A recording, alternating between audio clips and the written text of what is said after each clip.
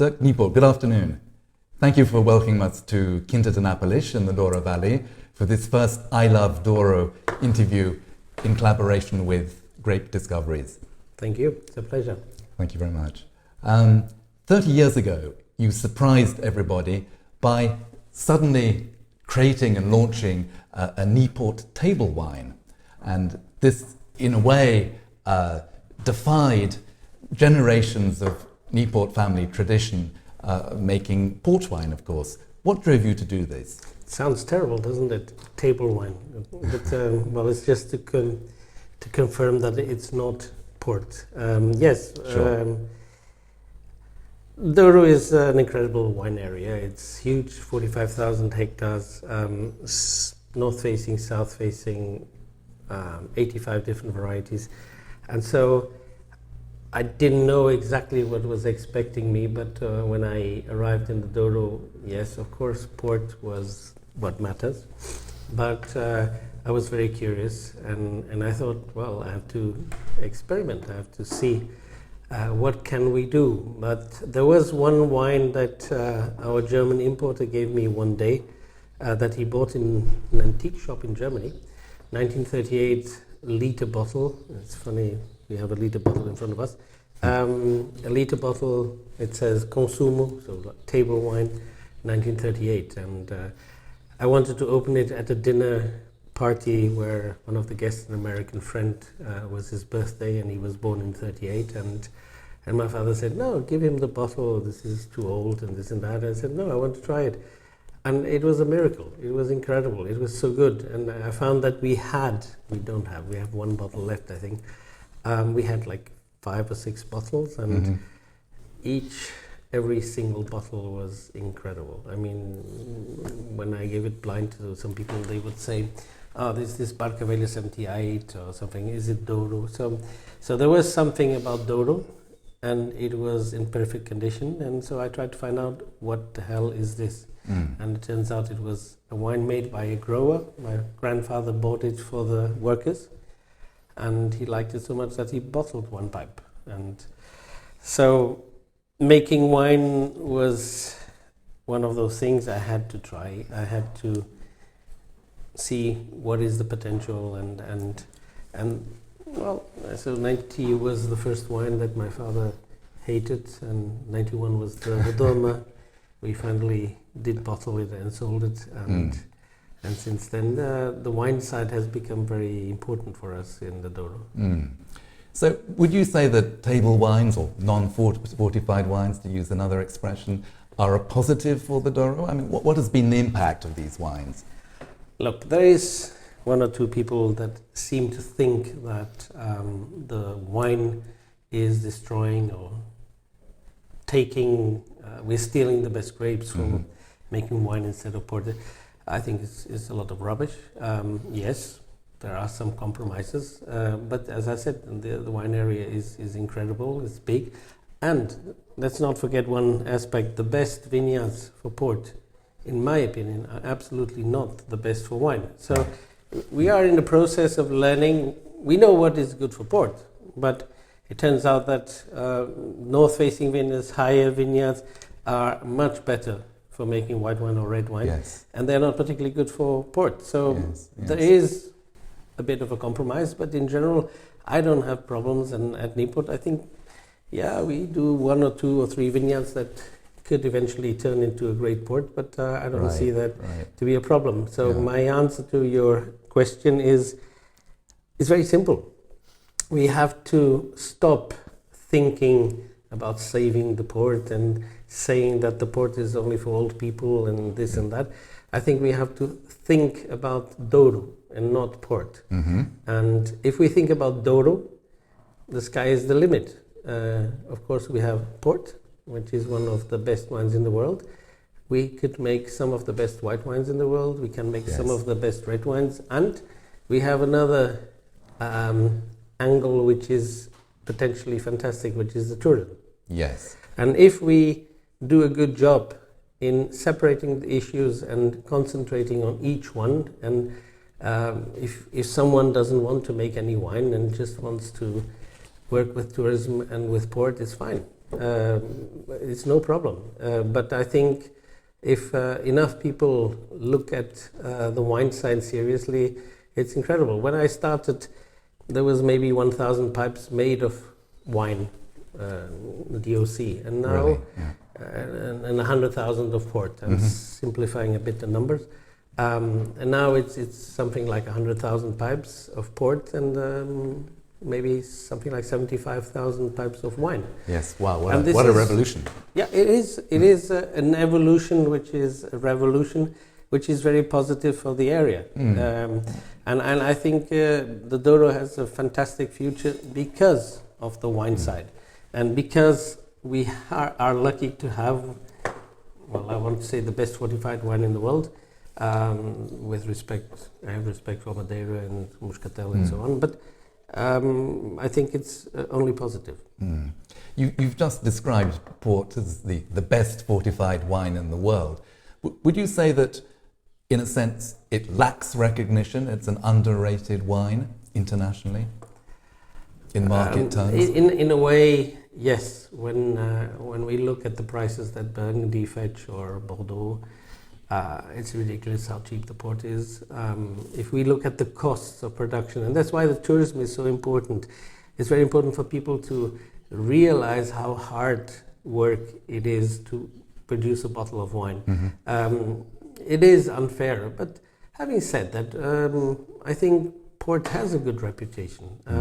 Maybe we can make it better, but I think in the last couple of years, a new category, which is not new, the colheiters, which was something that most houses didn't do, and suddenly they sort of reinvented the wheel, and it's a category which I think is fantastic and has a great future. So yes, there is lots of things we can do to make port more shiny and more appealing and better known to everybody, but I'm not such a negative. Actually, you know, I would almost say I don't like snobism, but I think we should make sure that port becomes a bit snobbish, because it is special. It is one of the best things in the world, and maybe it's not for everybody and not for every moment. It's for special moments, and so I would like to see port as being more and more as one of the most special things in the world. Well, that's a very exciting perspective. You're an innovator, of course. What, in your opinion, is worth preserving in the traditions of the Douro? The Douro. Preserving the optics. So let's make sure that the tourism is not destroying this beautiful area. Respecting traditions, using lagage, but we don't have to make everything traditional. We have to go on with the times.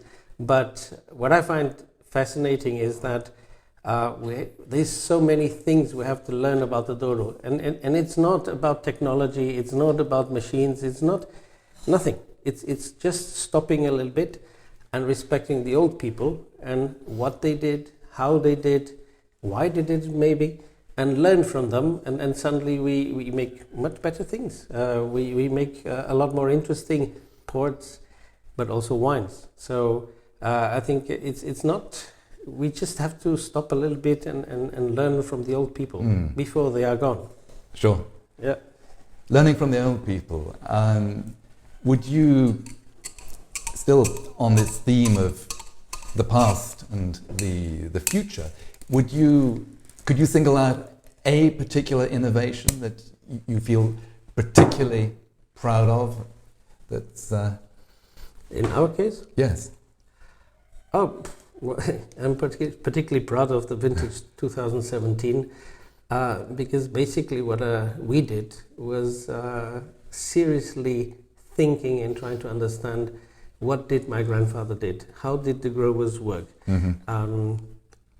My hero in a way is Bruce Guimarães from Fonseca Taylor, and I spend a lot of time with him, and I'm becoming a little bit like him in size as well. But it was fascinating to see how much respect he had to the terroir. Okay. And I think maybe the young people, they think they are gods and they are winemakers, so they make whatever they want. And I don't believe so much in the winemaking. I believe more in respecting nature and what the grapes from that particular place give us. And Bruce was fantastic. He knew exactly where were the best vineyards. And this is something I have been studying more and more. So what I'm doing is actually less than more. I'm not creating a revolution. I'm just trying to learn from the old again. Okay, yes. So let's talk about this. This is not Douro. It's a Vinho Verde. Right. And it's back to the tradition. This is a Vinho Verde made like the old people used to do. They didn't analyze much. They didn't, apparently, technologically speaking, knew what they were doing. But in their own world, they knew exactly what they were doing. And so the wines were bottled at the right time, following the moon, and in a way that it would re-ferment in the bottle. So it's cloudy. Yes, I it's can see very that. light. Yes, It's 10% alcohol. Right. And I think this is what we have to learn. This is so good. So this is when so simple. When is this bottled? January, February usually. Right. So before it gets warm. Yes. And either there is some residual sugar or there is some malolactic that is not finished. And you bottle it. It's clean, not filtered. Yeah. There is no sulfur in this. And then when the warmer weather comes, it just starts fermenting. Cheers. Cheers. Yes. Thank you. So you see, this is going back to how it was made, and there's not a lot of technology. It's well made, but it's dirty looking, but it's so good.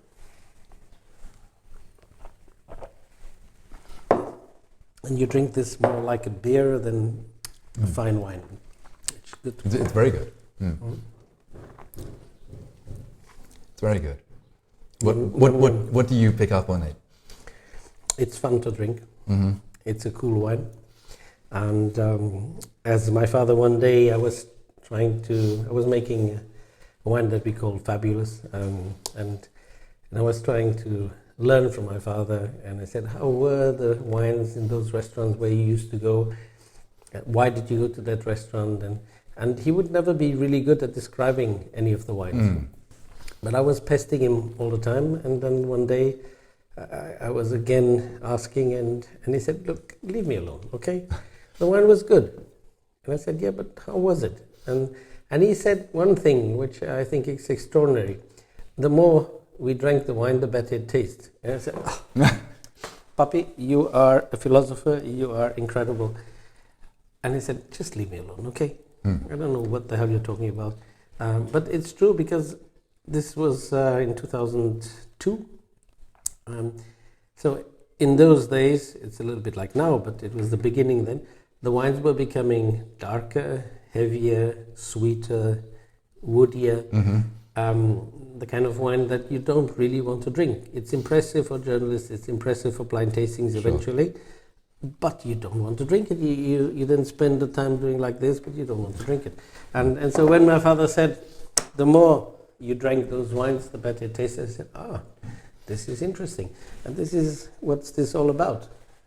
It's not the best wine in the world. It doesn't pretend to be anything like that.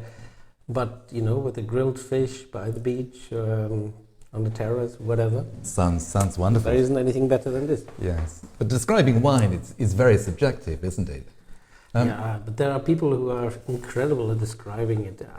My father is terrible, and I'm as terrible as he is. Well, basically, in the end, we like it or we don't. And I think that's what really matters. Yes. You mentioned the terroir a moment ago. I mean, difficult to describe wine. Can we describe the ideal Douro vineyard? If so, what would it be? That is very complicated, because the Douro is huge. We have officially 3 areas. Yes. And within those 3 areas, the vineyards go from 80 to 800 meters. So saying there is one Douro, I think doesn't match it. I don't think it makes sense. It's difficult, but at the same time, it is a warm area, and the soils are schist. And in terms of viticulture, it's a mess, a good mess, because we're talking about 85 different varieties. So there is lots of little details which are quite unique to the Douro. Most people think of the Douro as being very hot, so the wine's very woody, very alcoholic, very heavy. Yeah, it's partly true. But even within being heavy, I think there's always a certain freshness about the wines that gives it a balance that is quite unique to the Douro. Douro wine is different from a Alentejo wine, and Bairrada is totally different. What we are trying to do in the Douro is I'm looking for freshness, for a bit more lightness. So we work with vineyards which are much higher in altitudes, and we tend to pick a bit earlier than most colleagues. Some people say our wines are thin. Well, we can't please everybody. Elegant. I like that. Yes. That's what we are looking for. Sure. And is climate change a relevant issue here in the Douro, as far as you're concerned? Well, I think there's no doubt that we are living in a difficult moment where big changes are happening at a very fast pace. But having said that, we are used to living on the edge of too hot and this and that. The fact that we have north-facing vineyards and so on, we can correct it in a more easy way. I think regions like Burgundy or Mosel that live on the edge of maturity in the past, they have to learn to live with more heat, and I think they struggle more than we do. Of course, it's beneficial for them also, because the bad years that used to be like every 3 years a really bad year, that doesn't exist hardly anymore. So on the average, it's maybe good for them. But then again, what makes a Mosel is this crisp acidity, is this limit of things, and the Great Burgundy is the same thing. So they have to learn to cope with it, live with it. Yes. I believe you got a project in Mosel with one of your sons. My two sons, yeah. Yes. How's working with your children? Has that affected your thinking about wine? Well, that's a very actual question, because Daniel, my older son, he just started a week ago. Oh, great. Working with me here. In Germany, I must say it's been very easy, very rewarding, and one day our partner Philip Ketan was insisting on interviews to say how important Daniel has been or was or is in the project. And afterwards I said, why did you insist so much? I mean, you are the person. I said, no, but Daniel has been here since 2013, so almost since the beginning. I said, yeah, but you're exaggerating. I said, no, I think you're not understanding what the great work your son is doing. And I thought, well, maybe he's right. And I must confess that looking back, maybe they will miss him. Right. Being here. But he was smart enough to tell them that from a marketing point of view, working now at Niepoort, he can help them a lot more in promoting the Mosel wines. And they seem to be happy in believing in that. So it's good. Excellent, yeah. And how about foreign influences on your work as a wine producer? I mean, other influences, work projects abroad or working with friends elsewhere? Everything about me is influences from other people. I like to say that I was not born intelligent like some people, and I haven't studied like most people, so I learn by doing, and the more I do, the more I learn. And working with Ibn Sadi, my close connection with Wilhelm Haag from Mosel, Telmo Rodriguez, Raúl Pérez. It's incredible how we I would say we grow together, and we learn together. Raúl Pérez is in a way an eccentric who, for instance, he didn't use any stems, and we started using stems more or less at the same time by comparing, tasting, speaking, and he went totally in using everything with stems, while we do some wine with stems, some more, some less. So it's not that we behave in the same way. Each of us is a different person, but I think it's very rewarding, this whole process, and we learn, I think, an awful lot. If I hadn't done a wine with Telmo here in 2004, I don't think our wines would be the way they are. Maybe they would. Maybe it would take longer. Maybe they would be different. And he was someone who insisted that we do a wine without extracting, and I learned a lot. It was very a bit good. like chamber music, perhaps. Yes. And soloists are very good, but if you put the right people playing together, it can be magical. Sure. The wine industry is generally considered as a serious industry and often takes itself pretty seriously. With your project Nat Cool, you and your associates around the world are taking a completely different approach to branding. Would you like to tell us a little bit about it? Well, Nat Cool was something that was born already like 4 or 5 years ago, and for different reasons it had a slow start. We are extremely successful with our Nat Cool. I mean, this is one of those. Yeah. And we are very successful, but this is not about Niepoort. This is not about me. It's about a movement, if we want, which was born philosophically because of my father saying that the more you drink it, the better it tastes. And in a way, I have many friends and colleagues, and we believe in natural wines. But I find that many of us, we don't believe in a wine being good just because it's totally vinegar or totally dead or totally faulty. So the idea behind Nat Cool is to have a bit of good sense, make wines that are authentic to the area, that represent well the variety or the varieties, are not masked by wood, and are not full of mistakes.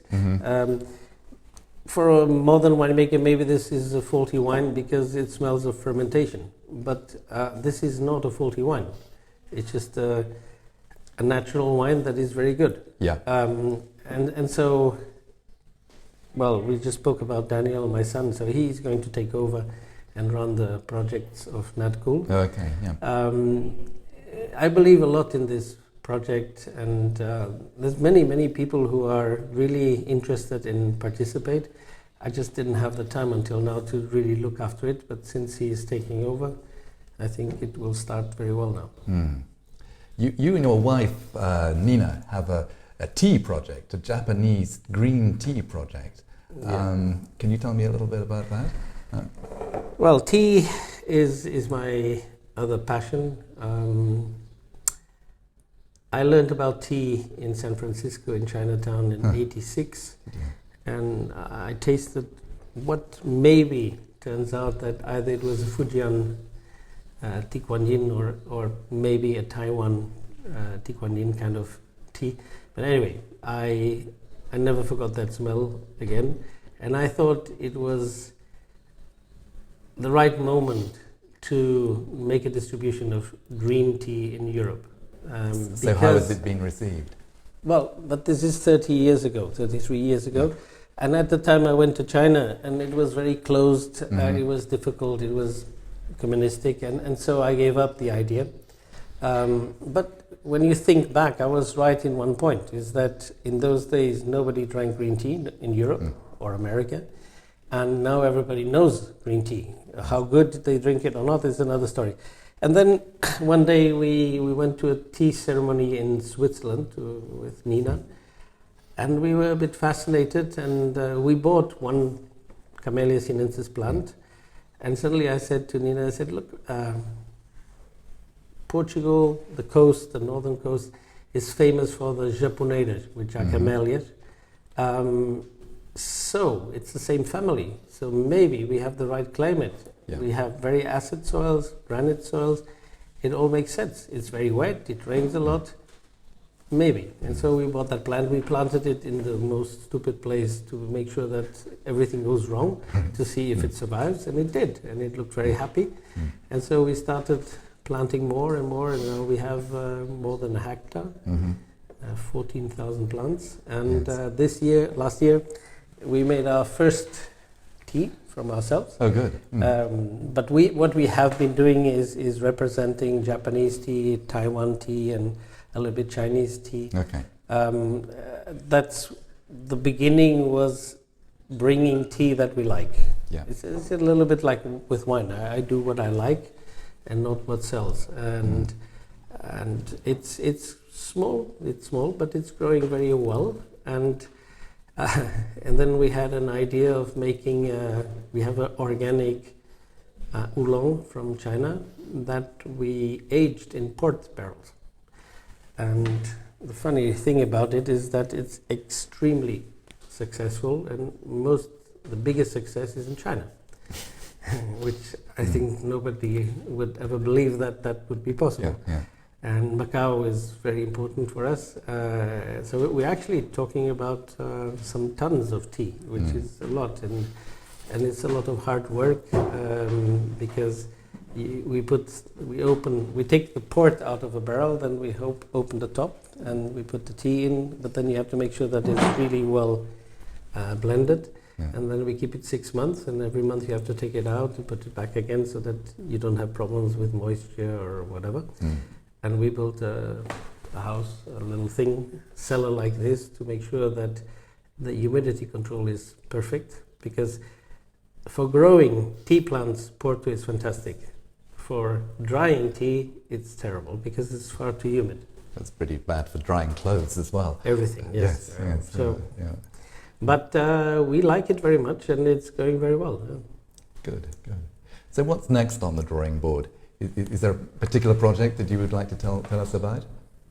No, there's too many things. No, I think one special one. We would like to. We're planning on doing a thing like this, vinho verde, but very low in alcohol, something 4 or 5% alcohol, and we're working on it. We will release it this year. We are getting a little bit into the olive oil, which I started making olive oil in '94, and in those days the olive oil was not particularly good here. It was interesting, and how it was made was terrible. But now the conditions are totally different, and so we're going to launch in 2 or 3 weeks some olive oil. But at the moment, I think the most important thing for me is my son starting to work with me, and it's going very well, and somehow it makes me really happy. Yeah, that must be very gratifying. Yeah. Well, I wish you the best of luck for this olive oil venture. Dirk Niepoort, thank you so much for this extremely enjoyable conversation. It's a pleasure. Thank you. Thank you very much. Cheers. Cheers.